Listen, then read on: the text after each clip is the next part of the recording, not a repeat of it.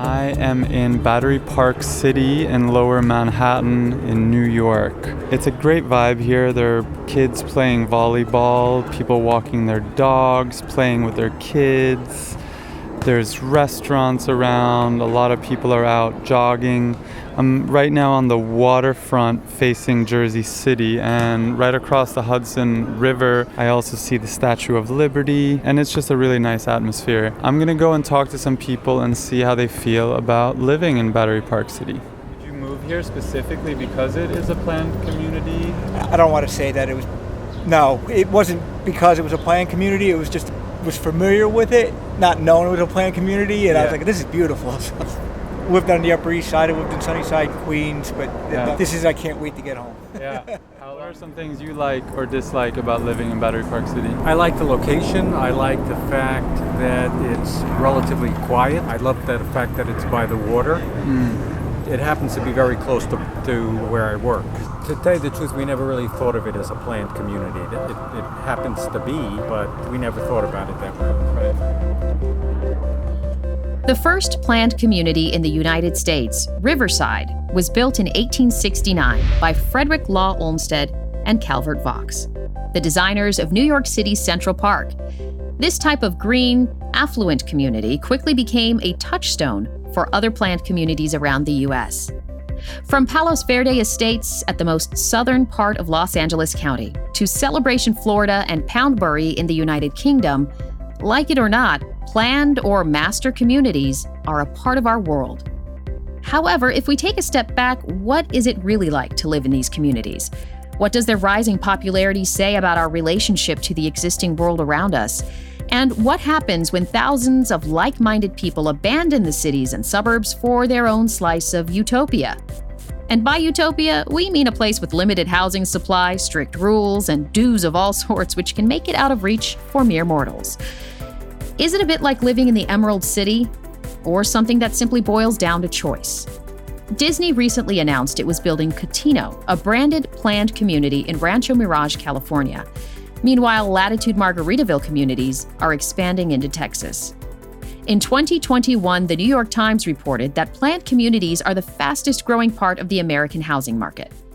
In this episode, I'll speak with Emily Tallon, a professor of urbanism with a keen eye on planned communities as they relate to the built world.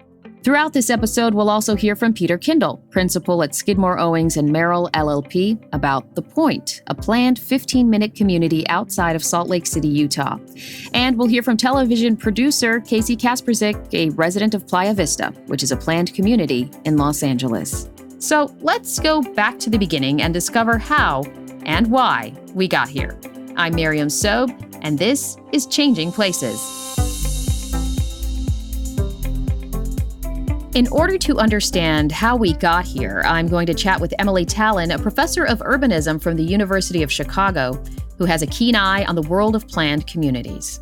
Emily Tallon, welcome to Changing Places. Thanks so much. Emily, if we go back to Riverside, the first planned community located outside of Chicago in the United States, it was intended for a more affluent resident and still is for the most part. One of the most striking things is that Riverside and Central Park share the same designers, Frederick Law Olmsted and Calvert Vaux. If we look at how a planned city park and a planned community sprang from the thoughts of these two men who imagined these spaces which were not intended for everyone, it makes me wonder, and this question has two parts, so apologies. What do you know about the goals Olmsted and Vaux had for the original planned community, and how significant was the shift in mindset towards planned communities? They wanted to provide a place where people could escape the industrial city, escape, in particular, the immigrant-thronged city and industrial pollution. So the paradox there is that they're creating a world outside of the city for the affluent who are, in fact, wholly dependent on that immigrant-thronged, polluting industrial city. So that doesn't bode very well for the kind of in a kind of moral high ground kind of way. It really speaks volumes that these were park planners creating a world out there on the outskirts of Chicago that was to be the rural antidote to the city. So a way to really get in touch with nature out there by not having to deal with the city. That's the negative side. There's a positive side to it too, which is that it was a chance to really think through some design issues about how to plan the suburb. This was a railroad commuter suburb. So it was transit linked. At least it had that. That's saying a lot more than the typical American suburbia, which is not at all transit linked usually. And it was a chance to do some really innovative things design-wise. Riverside is beautiful and unique and iconic, and I don't think we should lose sight of those kinds of important design lessons that he was able to explore out there in the rural part of America. Well, was it significant to have this sort of planned community idea pop up? Planned communities are a lot of different things and have been around since the dawn of time. The Greeks did planned communities. The ancient world was all about planned communities and colonies. We have colonial settlements that were often considered to be planned communities. We have garden villages. We have neighborhoods. Those are planned communities of sorts. So, as I say, they have pluses and minuses to them. Right. And I think as I'm thinking about different ideas of planned communities, military bases come to mind as a type of planned community. Is there some sort of divisiveness that happens when there's these places where like only certain people get to go to and not others? Yeah, definitely. I mean, I think a planned community fosters social division by definition, really. You are segregating out a certain segment of the population when you do a planned community, unless you're incredibly intentional about wanting that planned community to be representative of society as a whole. And that doesn't happen very often. That requires interventions that a lot of, developers aren't usually willing to partake in. Public-private partnerships, nonprofit sector getting involved. It can be fairly complicated. So yeah, I totally agree that there is a sort of polarizing factor to the planned community by definition. There's a social fragmentation going on. I also wonder too, just in terms of divisiveness, it's like there's folks who are living, let's say, in a regular neighborhood, and then there's folks in planned communities, and they can come into the regular neighborhood at any time they want, but I can't go into the planned community. And how does that seed any issues? Yeah, again, there's a polarization is just being baked into the whole system. Now, you can even have gated trailer parks. You can have gated communities of all kinds, and planned communities that are gated are a special category of things, and that's even worse. In my opinion, one of the things it does is it shuts people off in a way that they somehow don't feel they don't have to have civic responsibility for the world out there and other people. And this is going on all over the world. In places like India, there's just rampant gated communities, and right outside the gate is incredible poverty. But if you're in this kind of sheltered world, in this bubble, you can kind of shut the rest of the world off, shut those social problems off. And that's just, I think it's a really awful way for human settlement to be. That's a good point. I'm just thinking that's probably something that folks want to do just to get away from what's happening in society. But if we look at the past, has a planned community ever successfully integrated into the space or community which it's built in? I think it needs to not be gated, for one thing, to be able to be successfully integrated.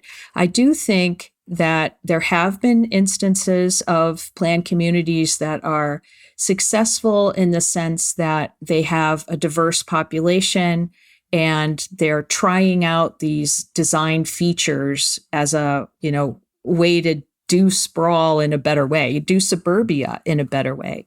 But those cases are generally limited to places that have some government backing to them, that have some subsidized housing. Because the minute you do a planned community where you're really thinking about public space and you're just designing it in a beautiful way, which is what a planned community usually does, You have ample sidewalks and you have great public space, and you've thought about the architecture and you've thought about the cohesiveness of this physical form, then you're going to create an incredible demand for such places, and they're going to quickly be pricing out anybody with moderate means of income. Seaside, Florida is a really good example of that planned community from the 1980s, which was trying very hard to initially to be a diverse community. It was going to be diverse and walkable and a small American small town open to everyone. Pretty soon, it was so great and so beautiful and so well designed, you can't get in there for under $1 million.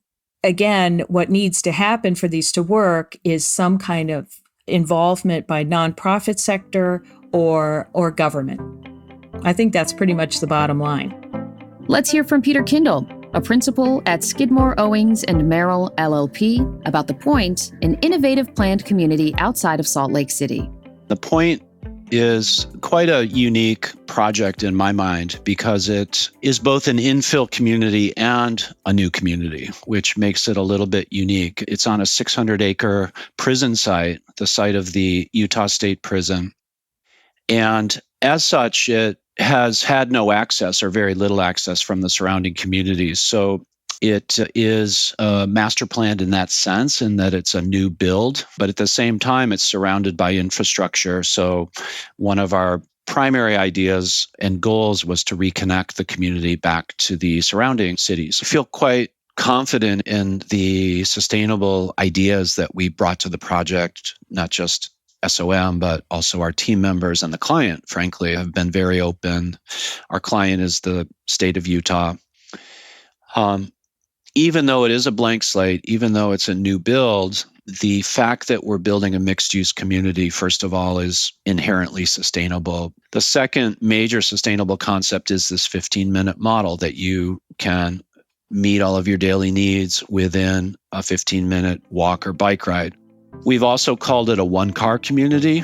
We're not excluding the car from this project, but we're just saying you could live here and only have one car. Emily, I'm curious to get your opinion with the announcement from Disney that they're building a planned community while at the same time the U.S. is experiencing a dearth of affordable housing.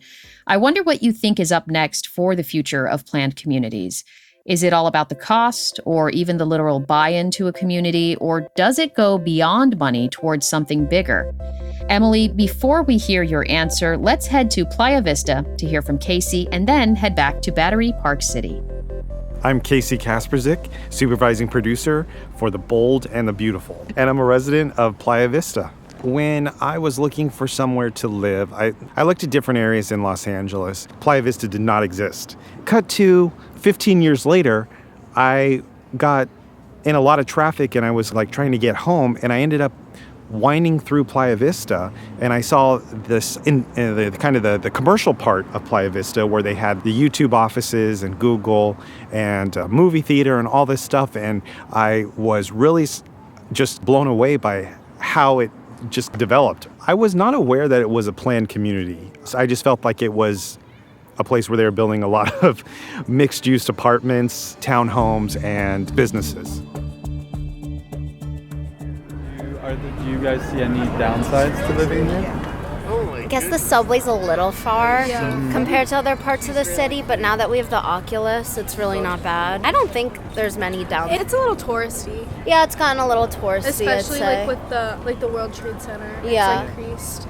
And I guess the Oculus, in a sense, isn't what it used to be. That's pretty new, and it's attracting a lot of tourists, but besides that, I love living here. Yeah. I feel like I spend a lot of time outside because I live here, and I walk a lot. Yeah, I basically walk everywhere if it's near me. Stay tuned for the next part. And just a reminder, Changing Places is a podcast brought to you by Avison Young that continues to explore and question our complex relationship with the built world around us. I'm your host, Miriam Sobe. I hope you're liking the show so far. If so, please share Changing Places with your friends. Before we get back to my conversation with Emily, let's go back to Battery Park City in New York City. What would you say are some sort of like pros and cons of living here versus in a non-planned community, so to speak? The pros are summer especially. You can come out here and eat. You can astral project yourself to any country just by overlooking the water and the sunset. Amazing. Some of the cons are the dogs. People who shouldn't own dogs do. That kind of louses up the community. There's very few cons. It's just brilliant. Again, all the amenities are back. The restaurants are back. Post-COVID, of course. Yeah. COVID, of course, is a big con because of the small businesses and mom and pop businesses that had to close. Yeah. So very few cons. Do you think planned communities like this is a way to bring together like-minded people in some way, or is it just a place to live? It could be a little bit more diverse. The ethnicity is missing down here. Right. It could be mad white, but there's a lot of diversity, but it could be a little better. Disney recently announced that they're building a planned community, and at the same time, the U.S. is experiencing a dearth of affordable housing. I wonder what you think is up next for the future of planned communities. Is it all about cost, buy-in to a community? Does it go beyond money towards something bigger? I think we'll continue to see a lot of planned communities. The question is, can we get a better form of planned community, one that pays attention to all the good things, the public space, the sense of community, have a great kind of quality of life, and also be open to everyone. And we can get there. The question is, are developers, are institutions like Disney willing to be a little innovative here, willing to be a little creative on the financing side and ensure long-term affordability? And if I could ever talk to a Disney executive, I would say, why don't you do a community land trust, which is a mechanism where you just take land out of development in the planned community and you devote it to affordable housing. It's an age-old model. It originated in the 19th century. It's been tried here and there, and it's had success, but it just doesn't catch fire because it requires long-term thinking, and often these kinds of developments have very short timeframes. I know earlier we touched on the divisiveness of planned communities, and I was just thinking about, I grew up on Saudi Aramco for a few years of my life, and that was an interesting experience because we had everything in the compound: school, grocery store, movie theater, library, all of that. You never really had to leave if you didn't want to. But there were things like Saudis couldn't go to our school at the time. I mean, now I heard that things have changed, but I'm wondering, do these types of planned communities create more social problems than what maybe people thought when they built it, what it was intended for? That's an interesting question because on the one hand, the planned community is all about inspiring sense of community among the residents. And often the residents they're like-minded. If there isn't diversity, there's a similar social strata, but it's not a sense of community that really has to do with civic responsibility. So I think that this idea of the sense of community that's supposed to emerge from the planned community might not be a very deep one. It might be pretty shallow. And the other thing that happens is people don't like to be controlled socially. So even in a planned community where you're trying to have this sense of, we all care about the community and we all are very much engaged in coming together to create our community, it has been documented that people start to feel manipulated and they're not very happy with that sense of control. In that way, it can break down. Again, Peter Kindle. I think a criticism or a concern that oftentimes people have about planned communities, that they may be perceived as exclusive or exclusionary. I think there's several ways we've tried to address this at the point. I think first and foremost, it will be a mixed-use community, and that complements the idea of a 15-minute city, is that you can actually live and work here. We have to produce or build housing types that are mid-market or oriented towards, say, entry-level tech workers or entry-level workers in general. We do have some single-family homes in the project, but it's actually a very small percentage of the housing mix. We have higher density townhome. We have even higher density apartments, some of which will be rental, some condos for sale. These will be in the 3 to 5 story range. I think the other idea is that you don't have to live in the Point to work in the Point, and you don't have to work in the Point to live in the Point. It's really a much more fluid idea that you could live at the Point and work in downtown Salt Lake, or you could live at the Point and work in one of the neighboring communities like Draper. So it's not so regimented that the people that live there work there and vice versa. It's a much more traditional idea of what a city is. Are there any planned communities that you think are doing it right that could be a positive model for the broader sector? As I said, the social diversity within a planned community is going to require some kind of intervention. Hope 6 communities, which are government-funded mix of all affordability levels, they have had some issues, they've had some problems, but the basic model is there to have planned communities that are part market rate, part just lightly subsidized, and part full-on affordable public housing. The Community Land Trust model, which comes from England in the 19th century, Ebenezer Howard and his Garden Cities. There were those development planned communities that came out of that theory, we'll call it. Those could also be expanded, and they are expanding. Those kinds of communities are here and there, but we need to ramp up. Emily, in a moment, I'm going to ask you to look forward and think about what the future holds in store for planned communities. Will they continue to thrive, or will they have to adjust to the new needs of our built world? But before we dig into that, let's go back to Casey in Playa Vista for a minute. So the positives of living in a planned community are that there are a lot of amenities that was covered in the HOA fees that I don't have to maintain, such as a gym and the pool and parks and tennis courts and other sport court areas. So for me, that is a plus, so that I can utilize those things. Also, there is a sense of community, like that you belong here, like you are a resident of this community, whereas if you live in another city in Los Angeles, you're just a person living in that city. But here I feel like I am a resident of Playa Vista, which puts me in a group of thousands of people. When you live in an HOA, you sign up to follow the rules, and that's what maintains order. So if you don't want to live in somewhere where there's an HOA, then that's fine. But choosing that, you're somebody that wants order and things maintained. I pay 2 HOA fees, and they're very expensive. So I pay one for my division, and then I pay one for the overall community. And I think it's different for the different divisions that you live in, but it is a sizable monthly fee. Tell me what you like or dislike about living in a planned community like Battery Park City. It's relatively quiet.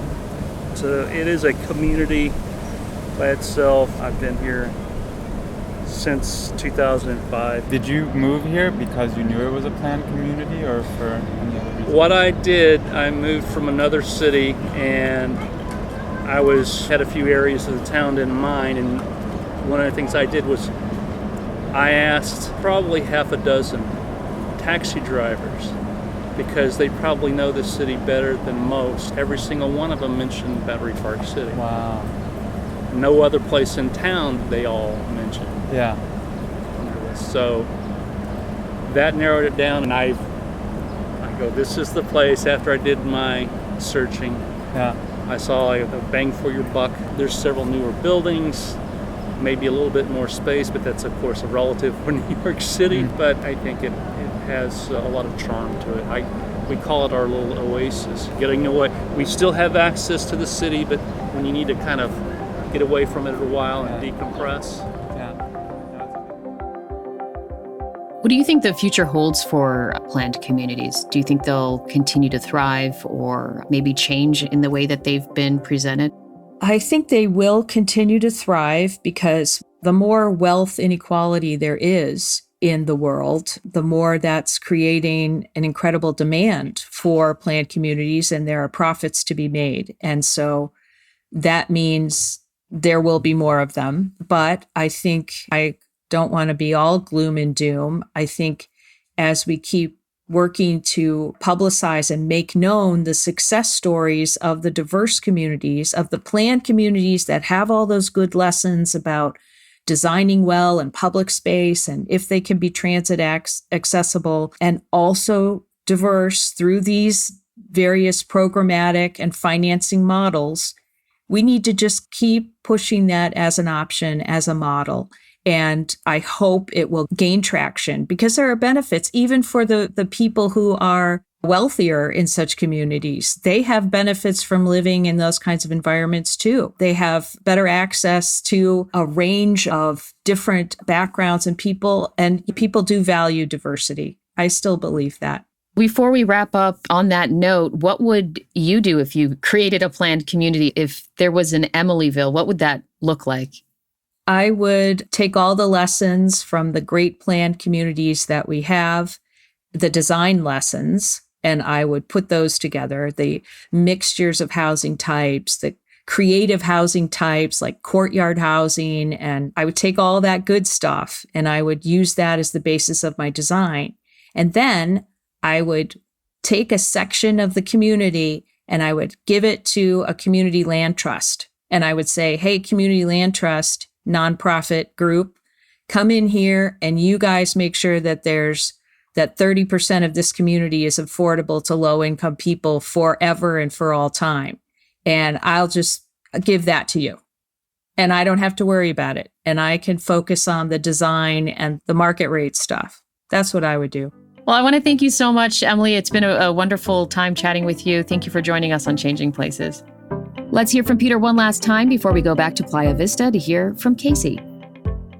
I think the future of planned communities is actually moving away from this idea of perfectly planned environments. I think people want a little less formality and structure. They want to live in communities that are diverse, not only in terms of the types of people that live there, but also the types of buildings that are there, the types of environments that are offered. So that's positive. We're also seeing a trend towards what I call localness, meaning that people don't want to live in anonymous, gated suburban environments anymore. They want to feel like they're part of a community. So we're seeing more desire to have walkable communities, for instance, bike trails that are close and accessible to everybody, because people are much more conscious of their living environment. So that's great.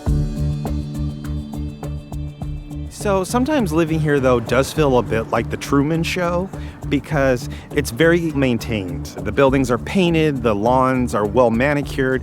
It does feel a little like you're living in a Disneyland. If Disneyland built a neighborhood, this would be it. Again, that's your choice if you want to live in something like that. For me, if to live in a home, a single family home in a normal neighborhood, say not a homeowners association neighborhood, probably is not for me. But here I feel also a sense of safety too, surrounded by so many other people.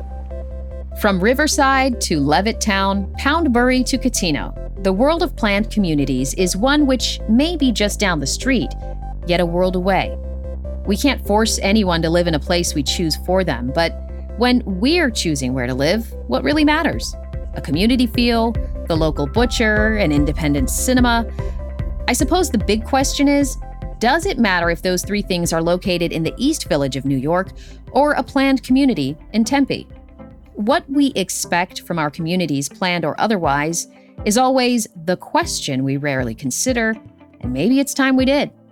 We all share this wonderfully complicated built world, whether you're driving to your planned community or just walking down Main Street to get a cup of coffee. But should there be one world for you as well as a world for everyone else? I suppose that's a question for the ages. I'm Miriam Sobe. This is Changing Places. On our next episode, we're going into the world of abandoned houses. We've all seen the spooky house on the corner or the empty row houses downtown. But what do they mean to our neighborhoods and cities when they sit vacant for years or decades? Join me as we talk to thought leaders who have a lot of ideas on how to not only save one house at a time, but the soul of a city. Changing Places is brought to you by Avison Young. Our producer is Andrew Pemberton Fowler. Our sound engineer is Patrick Emile. Our producer assistant is Hugh Perkich. Additional production support is provided by Jar Audio.